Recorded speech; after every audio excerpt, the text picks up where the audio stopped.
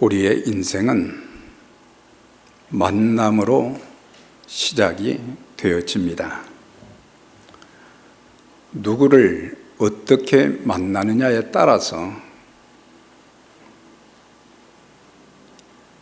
성도의 삶의 방향과 그 결과도 달라지게 됩니다. 만남이 계속되면 관계로 발전이 되고 그 관계를 통해서 서로의 마음이 열리게 되어지고 그리고 그 사람이 직면한 어려운 상황도 전에는 이해하지 못했는데 다 이해가 되어지고 뿐만 아니라 서로 사랑하고 아껴주는 동반자가 되는 것입니다. 우리는 부모를 만나서 삶의 지침을 배우고 또한 배우자를 만나서 서로 힘을 얻게 되고 자녀를 만나서 인생의 보람을 느끼게 되며 친구를 만나서 인간 관계를 배우고 스승을 만나서 삶의 방법을 터득하게 되는 것입니다. 그래서 우리가 이 세상을 살면서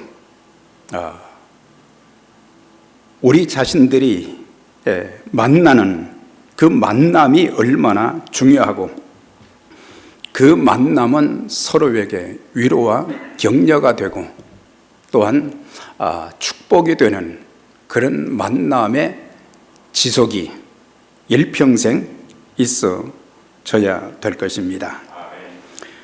우리 인생의 최고의 복은 예수님을 만난 것입니다. 예수님 때문에 하나님의 사랑을 깨달았습니다. 네.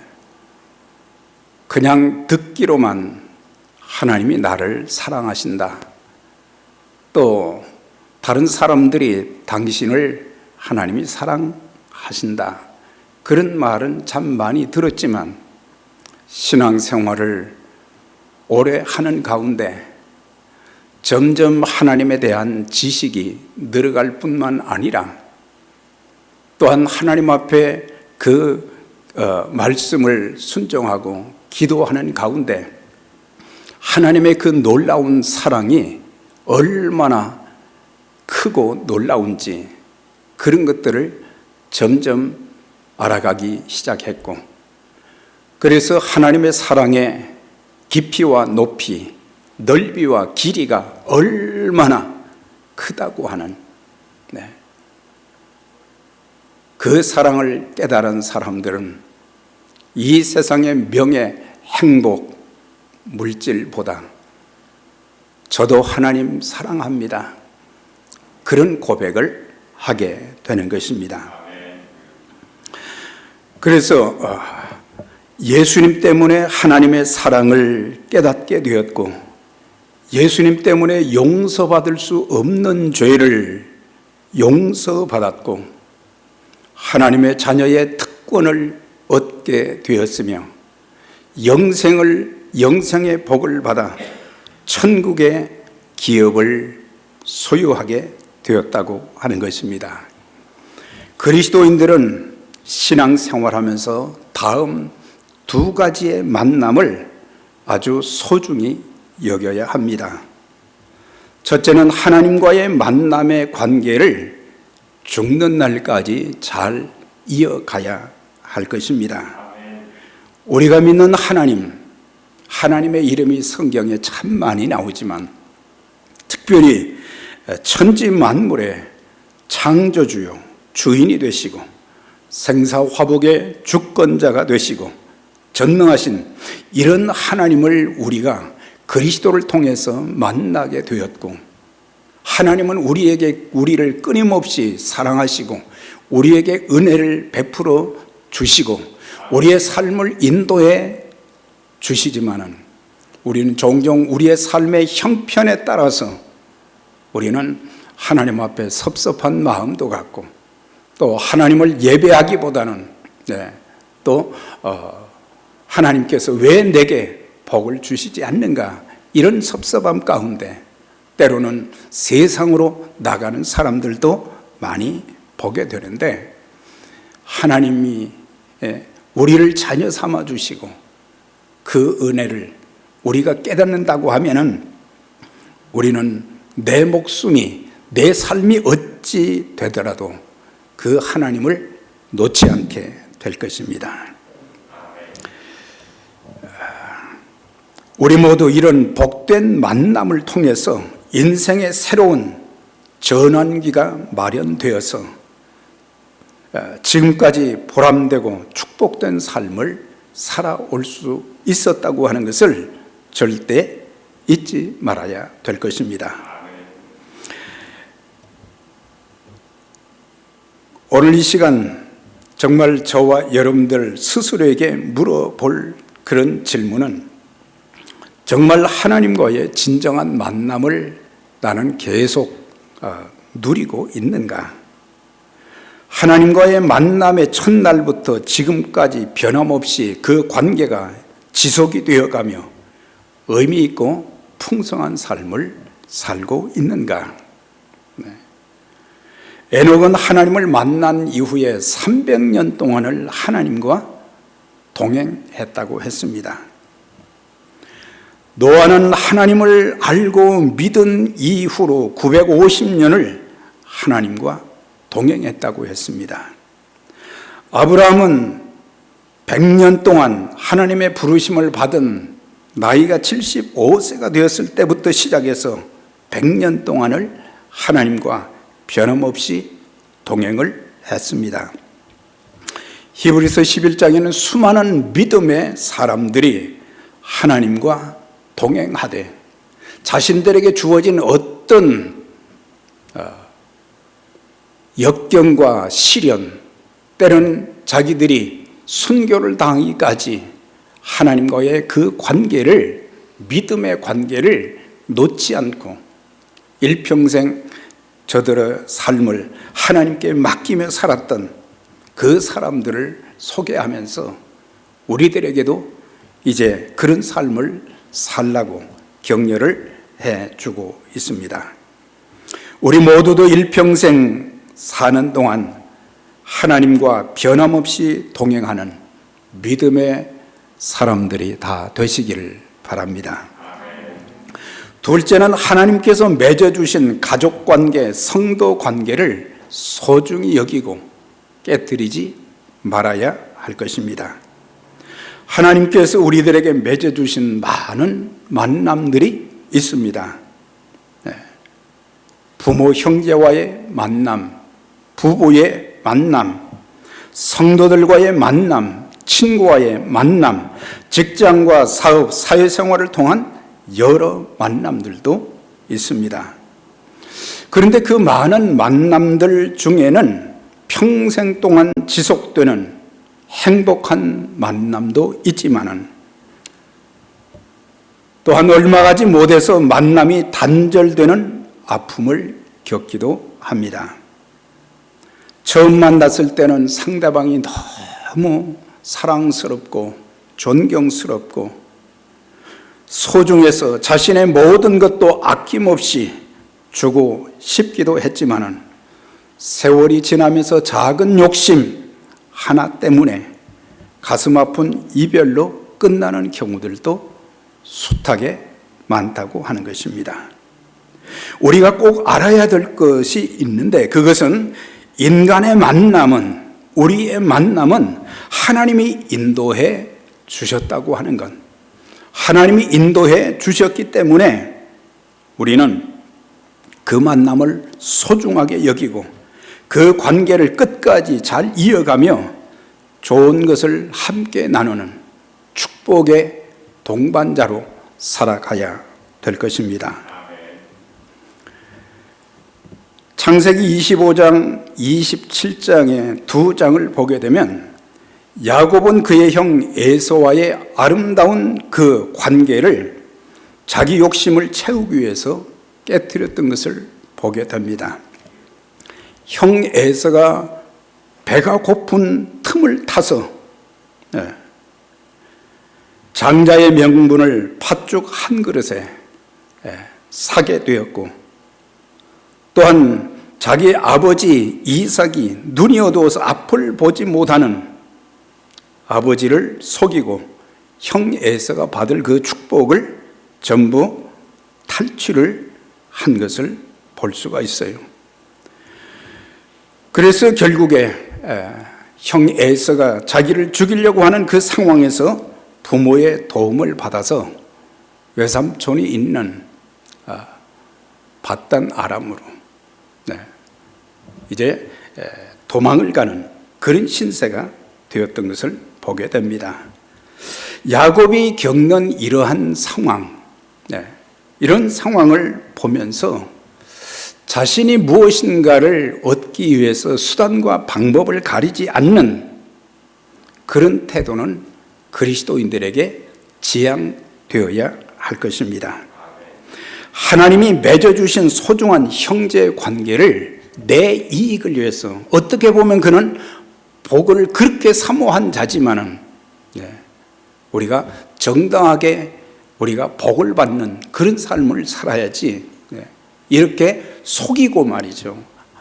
아버지를 속였다는 건, 함께 세상에 태어났던 그런 형의 장자의 명분을, 어떻게 보면은 에서가 형편없는 사람이다, 장자의 명분이 무엇인지도 모르고 그것을 팥죽 한 그릇에 팔았다, 그 사람만, 에서만 탓할 때도 있지만은 하나님의 사람은 어떤 경우에 있어서도 하나님의 방법으로 살아야 될 것입니다. 사람의 수단 방법 가리지 않고 남을 속이고 빼앗고 이런 것은 결국에 얼마 가지 못하게 되는 것입니다.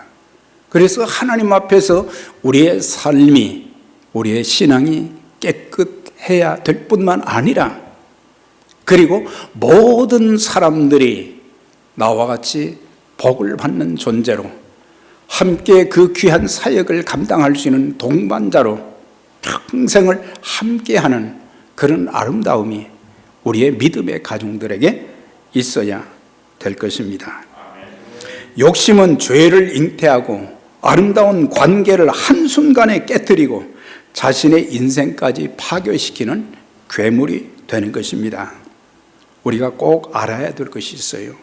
그게 뭐냐면, 가족관계, 성도와의 관계는 이익의 관계가 아닌 서로를 수용하는 관계, 또한 배려하는 관계, 양보하는 관계, 존경하는 관계, 희생의 관계가 되어져야 될 것입니다. 우리는 내 마음에 좋으면 받아들이고, 그렇지 않으면 우리는 거부할 때가 참 많아요. 우리가 예수를 믿고 하나님의 사랑을 깨달았다고 하면 우리는 모든 사람을 수용할 수 있는 마음의 그릇을 우리가 갖춰야 될 것입니다. 저 사람은 싫어가 아니라 모든 사람은 하나님이 사랑하시는 사람이요, 하나님의 형상대로 지음받은 사람이요, 하나님이 그 사람을 통해서 하나님의 일에 귀하게 쓰임받기를 원하시는 그런 사람인데, 우리가 배척하고 수용하지 못한다는 것은 우리의 믿음의 그릇이, 마음의 그릇이 그만큼 작다고 하는 것이 되는 거예요. 그리고 무슨 일을 하든지 우리는, 그리스도인들은 주님께서 우리에게 본을 보여주신 것처럼 배려하는 마음을 가져야 한다고 하는 거예요. 우리가 가족들끼리 같이 살면서도 상대방을 한 가족이 되었다는 것이 얼마나 큰 축복입니까? 그런데 사랑하지 못하고 용납하지 못하는 것은 그리스도의 사랑이 그 마음에 다 식어졌다고 하는 것이에요. 그래서 배려하는 마음, 상대를 배려하는 마음, 내가 더 많이 갖고 내가 더 많이 누리고, 그것이 아니라 말 한마디를 통해서라도 항상 배려하는 그런 자세가 아름다운 만남의 관계를 계속 진행할 수 있는 그런 관계가 되어진다고 하는 것. 그리고 어떤 일이든지 양보하고 존경한다는 것은 뭐 그 사람이 존경받을 만한 일이 없든지 있든지 간에 중요한 것은 우리가 다른 사람을 나보다 낫게 여기는 그런 마음을 가져야 된다고 하는 것입니다. 우리는 항상 내가 제일 괜찮은 사람이라 생각하는데 사실은 하나님 보실 때 어떤지는 모르겠어요. 그러니까 우리는 항상 뭐예요? 하나님께서 만나게 하신 그 아름다운 관계가 첫날부터 시작해서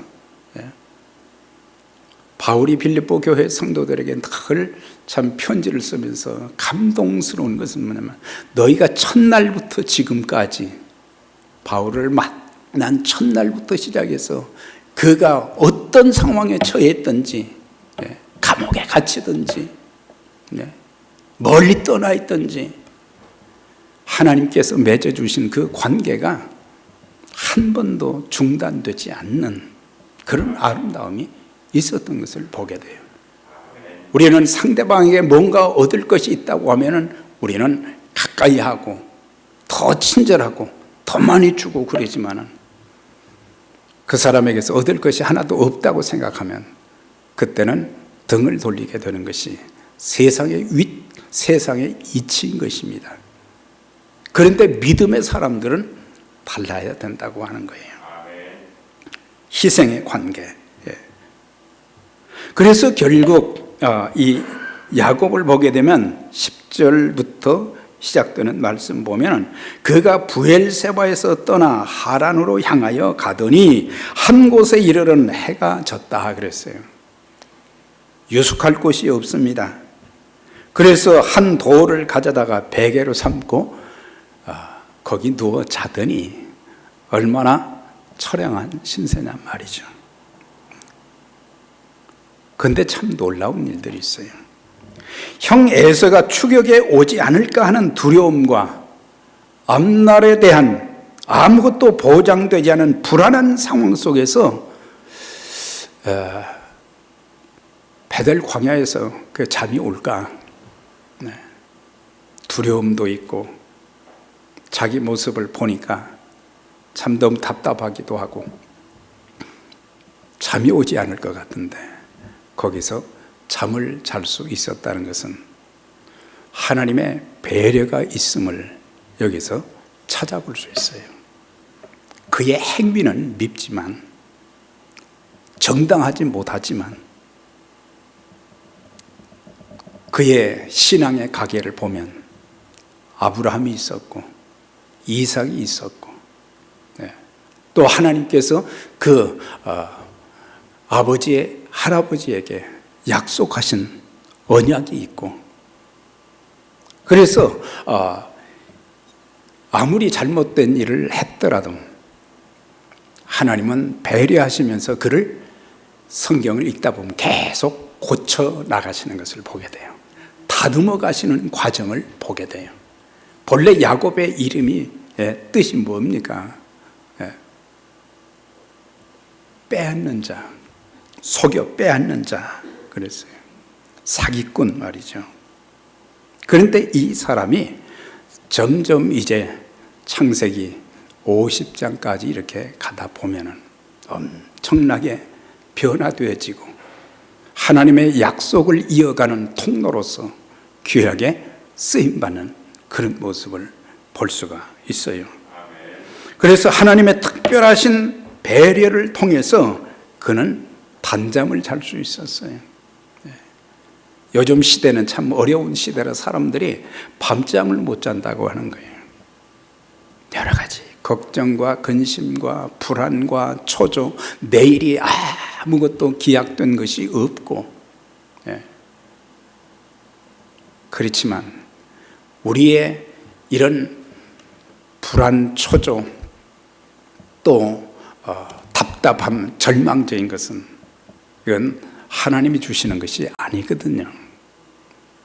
하나님은 우리에게 평안을 주시고 감사를 주시고 기쁨을 주시고 소망을 주시고 네, 풍성한 것을 주시기를 원하시기 때문에 네, 어떤 가운데도 하나님께서 제 마음을 이런 불안하고 초조한 두려움 이런 것들 사라지게 해 주시고 자야 될 밤에는 하나님께서 평안한 잠을 자게 해 주시고 그리고 초월적인 하나님의 능력으로 내 마음뿐만 아니라 내 가정도 내 하는 모든 일들도 하나님 지켜주세요.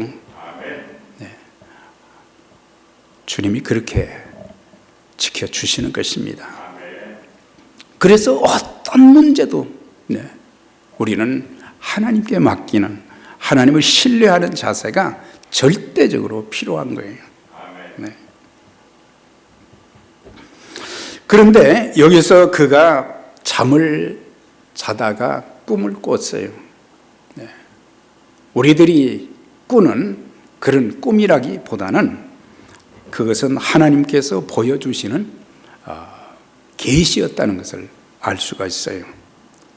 사닥다리가 이제 땅에 서 있는데 그것이 하늘 끝까지 올라 연결되어 있었습니다.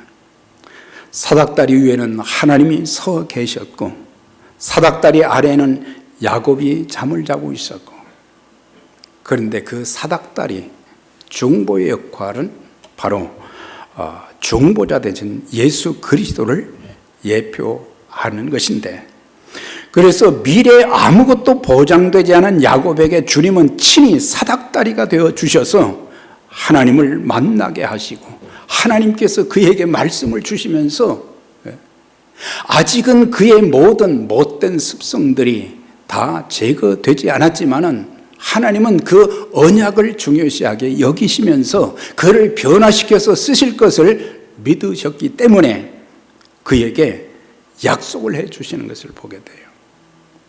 그것이 13절부터 쭉 보게 되면은 땅에 대한 약속도 주시고 또한 후손들의 번성에 대해서도 말씀을 해 주시고 그리고 앞으로의 삶 속에 하나님께서 같이 하시고 인도해 주신다.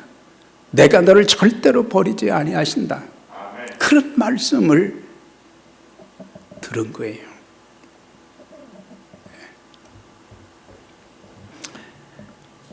그래서 야곱이 감히 하나님 앞에 드릴 말씀은 없지만 거기서 깨닫게 된 것이 무엇입니까? 단순히 광야가 아니라는 것을 알았어요. 하나님께서 함께 하시는 장소라는 것을 알게 되었고 이곳은 하나님의 집, 하늘의 문이라고 고백을 하면서 돌을 세워 기둥으로 삼고 기름을 부어 제사를 드리고 그곳 이름을 베델이라 그렇게 불렀습니다. 성경은 인간이 하나님을 만날 수 있는 여러 가지 수단에 대해서 말씀을 해주고 있어요. 하나님께서 지으신 자연의 세계를 통해서 우리는 하나님을 만날 수가 있습니다. 사실 이 천문학자들이나 과학자들은 실체를 보고 어떤 증거를 통해서 그들은 무엇인가를 믿지 절대 믿지 못하는 그런 그 습성을 가지고 있는데 이 사람들이 천체를 연구하다가 나중에 깨닫게 된 것이 하나님이 살아계시구나. 그것을 나중에서야 깨닫고 하나님이 살아계시다는 것을 그들이 과학적으로 뿐만 아니라 믿음으로 막 증거하고 다니는 학자들이 적지 않게 많은 거예요.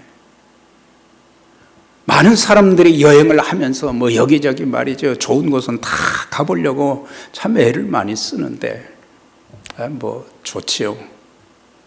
하나님이 지으신 그런 세계 모든 자연들을 보면서 이것이 하나님의 작품이시구나. 하나님께서 이렇게 아름답게 만드셨구나. 하나님을 깨닫는 그런 기회가 되어져야 되고 그런데 우리는 구경만 하고 끝나는 경향들이 많다고 하는 거예요. 네.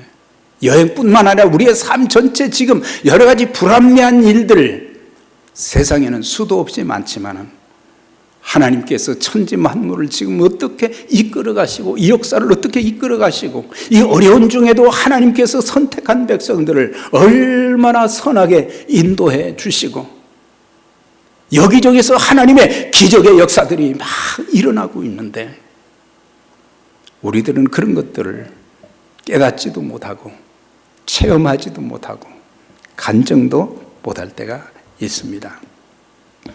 꿈과 환상을 통해서 만날 수도 있어요. 구약의 족장들과 선지자들에게 이런 꿈과 환상을 통해서도 계시해 주셨고 또한 예수 그리스도를 통해서 우리는 하나님 만날 수 있고 특별히 구약의 시대에는 이런 꿈과 환상을 통해서 이렇게 하나님을 만날 수 있도록 해 주셨지만 이제 신구약 성경 66권이 완성된 계시에 완성된 이후에는 기록된 말씀을 통해서 우리가 하나님을 만날 수 있게 되었던 것입니다.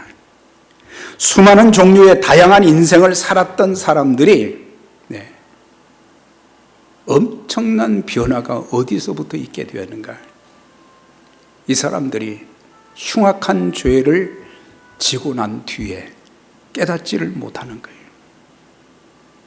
그런데 어느 날 성경을 펴서 읽다가 하나님께서 자기 자신을 자기가 얼마나 큰 죽을 죄인이라는 것을 깨닫게 되었고 거기서 통곡하며 눈물로 회개하는데 많은 66권의 말씀을 통해서가 아니라 성경 구절 한 구절을 통해서 그게 그 마음을 확 사로잡기 시작했는데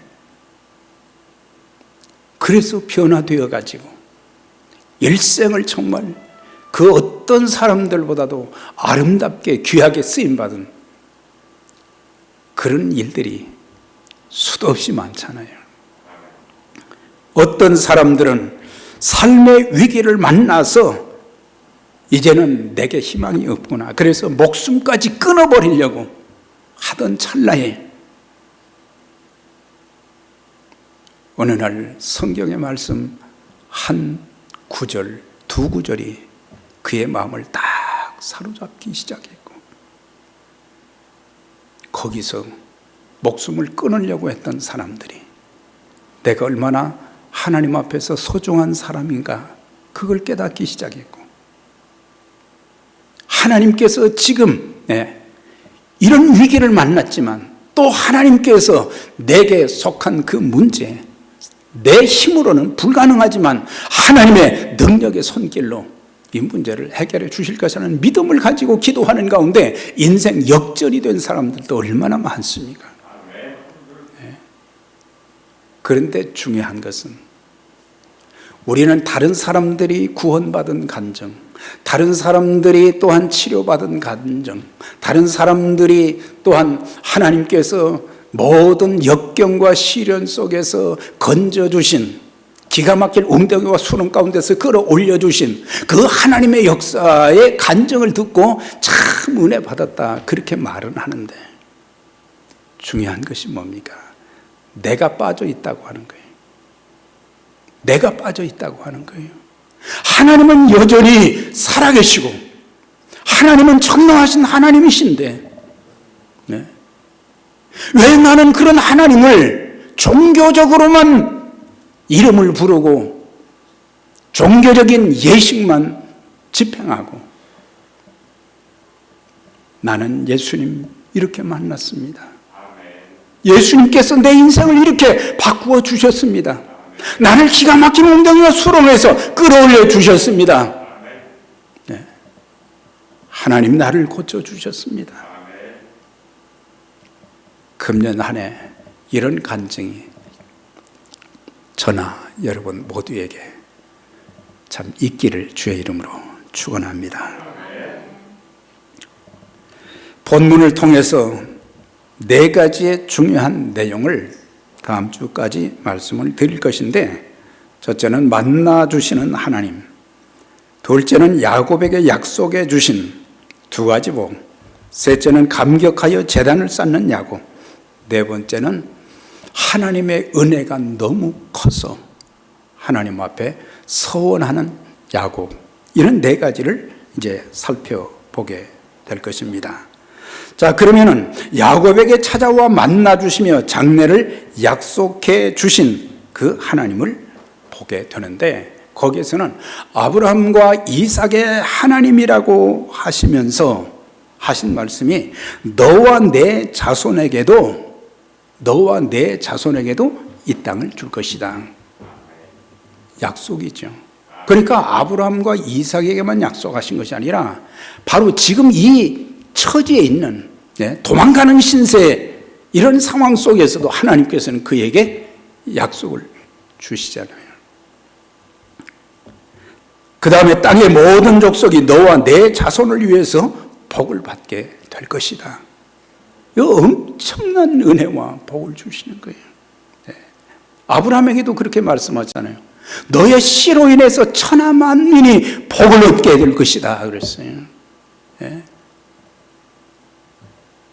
우리가 인사할 때 우리는 복음의 통로, 축복의 통로가 됩시다.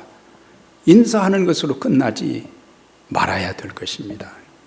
하나님, 정말 제가 이 땅에 살면서 축복의 통로로 살 수 있도록 사용해 주옵소서.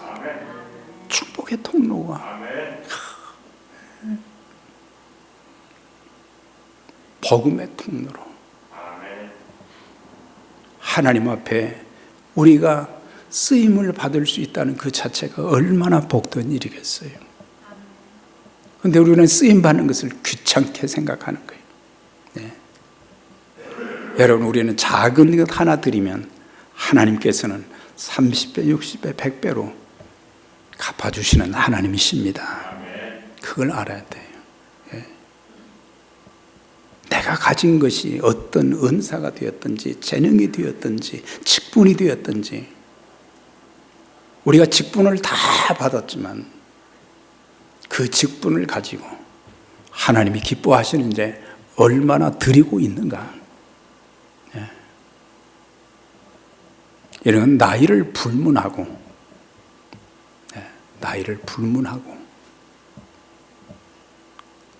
내 직분을 가지고 하나님이 사랑하시는 교회를 위해서, 단순히 교회를 위해서 하는 것이 아니라 하나님 나라를 확장시키는 그 일을 위해서 내가 쓰임을 받는다는 것이 얼마나 큰 축복이요 보람이에요. 은혜입니까? 하나님이 내 생명 지켜주시지 않으면, 내 삶을 지켜주시지 않으면 우리는 하고 싶어도 못하는 거예요.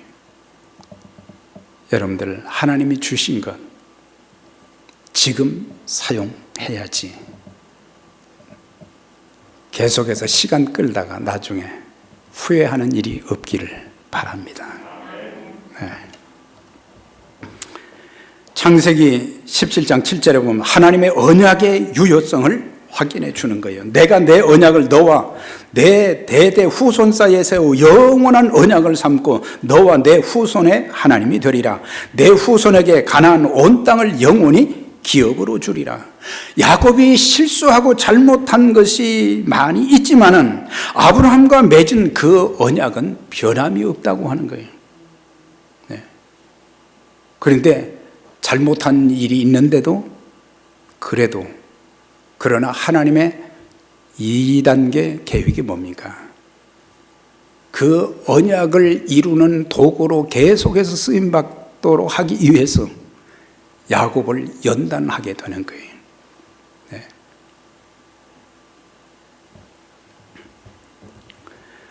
둘째는 조상의 하나님이 아닌 개인의 하나님으로 나타나 주신 것입니다. 늘 아브라함과 이삭의 하나님이라고 그랬는데 나중에는 이제 야곱의 하나님으로 이어지는 것을 보게 돼요. 하나님의 구속의 역사가 계속해서 대를 이어서 이어지는 그런 모습을 보게 되는데, 아브라함과 이삭의 하나님이라고 하는 것은 부모의 하나님. 그런데 이제는 뭡니까? 서원에서도 나타나지만은 야곱의 하나님으로 만나 주시는 것을 보게 돼요. 그리고 그는 나의 하나님으로 섬기겠다 그랬어요. 네. 나의 하나님으로 섬기겠습니다. 부모의 하나님이 아니라 나의 하나님으로 내가 믿고 섬기겠습니다. 네. 우리는 모태 신앙을 가진 사람들 참 긍지와 자부심이 있어요. 우리 부모님이 이렇게 신앙생활했고 하나님 교회를 섬겼고 그 얘기를 자랑 삼아서 하지만은 지금의 내 모습은 어떠냐 이 말이에요. 네. 우리는 모태신앙 자랑하지 말고 지금 현재 내가 얼마나 하나님의 사랑을 깨닫고 내가 그 말씀대로 살고 하나님 한 분을 위해서 그 사랑이 너무 감격해서 내 생명까지 내 있는 모든 것 다 드리겠습니다. 이런 마음가짐으로 신앙생활하고 또 그러면서 하나님께서 행하여 주시는 놀라운 일들을 막 경험하면서 하나님 이렇게 놀라운 사랑과 은총과 복을 주시는군요. 이런 간증 있어야 합니다. 야곱의 못된 이 인간성, 욕심을 끝까지 하나님은 추적하셔서 그를 변화시켜 쓰시고자 하는 거예요. 하나님은 부족하다고 범죄했다고 즉시 버리지 아니하시고 참아주시면서 다듬어 가시는 것입니다. 사실 그는 속이는 일을 잘했잖아요. 네. 아버지 속였지요. 네. 속이는 일 잘했어요. 근데 나중에 되치기 당하는 것을 보게 돼요. 라반에게 외삼촌 라반 친족인데도 그 라반이 품삯을 열심히 일을 했는데 10번씩이나 그 약속을 안 지키고 14년 동안 20년 중에 14년 동안 아무것도 남은 것이 없었어요. 창세기 37장에 보면은 그는 아들 요셉 때문에 피눈물을 흘린 사람이에요. 그 형들이 말이죠. 애굽에다 팔아놓고는 집에 가서 아버지한테 옷에다가 짐승의 피를 묻혀가지고 짐승이 이렇게 해쳤습니다. 내가 다른 사람들을 속이면 나도 속임을 당하게 되는 거예요. 그러니까 우리가 정말 하나님 앞에 바르게 깨끗하게 살면서 내 자신이 좋은 그릇으로 준비될 때에 하나님 그곳에 많이 채워주시고 우리를 사용해 주시고 하나님의 큰 역사를 이루는 그 귀한 일 감당할 수 있도록 역사해 주실 것입니다. 기도하겠습니다. 하나님 아버지 감사합니다. 오늘도 저희들에게 주신 말씀을 기억하며 하나님과의 만남의 축복이 얼마나 큰가를 늘 깨닫게 해 주시고 이 관계를 내 스스로 깨뜨리는 어리석음이 없게 해 주시고 일평생 주님과 동행하는 아름다움이 우리 믿음의 가족들에게 있게 하여 주옵소서. 우리에게 귀한 만남을 하나님이 허락해 주셨는데 가족적인 만남도 있고 교회적인 만남도 있는데 우리 자신들이 너무 부족하고 욕심이 많고 이기심이 있고 사람들을 수용하지 못하고 배려하지 못하고 양보하지 못하고 존경하지 못하고 희생하지 못해서 정말 귀한 하나님의 사람들, 참 좋았던 그 친구들을 우리가 놓칠 때가 참 많았고 서로 마음을 참 상하게 하는 그런 일들, 아름다운 관계가 중간에 끊기는 이런 어려움들, 아픔들도 있었지만 하나님 이제 하나님이 만나게 해주신 사람들 정말 사랑하고 위로하고 격려하고 축복하고 아름다운 것을 함께하는 믿음의 동반자, 사역의 동반자들이 다 될 수 있도록 하나님 축복하시고 사용해 주시옵소서. 하나님의 교회가 왕성하며 하나님의 영광스러운 복음의 사역에 주님 다시 오실 때까지 아름답게 쓰임받는 귀한 은혜의 역사를 허락해 주옵소서. 예수님의 이름으로 기도드리옵나이다.